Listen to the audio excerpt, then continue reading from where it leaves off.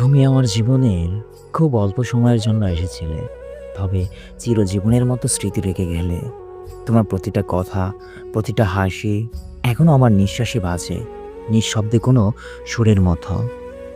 তুমি চলে গেছো অনেক আগে, কিন্তু এখনো মনে হয় এই তো একটু আগেই ছিলে আমার পাশে। তোমার ছোঁয়া, তোমার চোখের বাসা কিছুই যেন এক অলিখিত কবিতার মতো হয়ে গেছে মনে।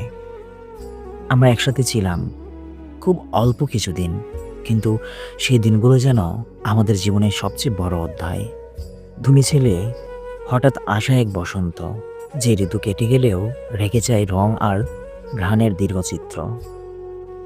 তোমার চলে যাওয়াটা যেমন ছিল নীরব, তেমনি তোমার রেখে যাওয়া স্মৃতিগুলোও যেন নিঃশব্দের যন্ত্রণার মতো।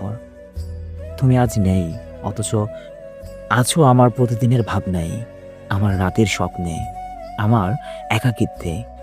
তুমি খুব কম সময়ের অতিথি, কিন্তু চলে গেলে চিরস্থায়ী হয়ে আমার ভিতর থেকে। তোমাকে ভুলতে পারিনি, আর পারবও না কখনো, কারণ তুমি হয়ে গেছো আমার জীবনের সেই অধ্যায় যেটা আর কখনো লেখা যাবে না, শুধু পড়া যাবে চোখের জল।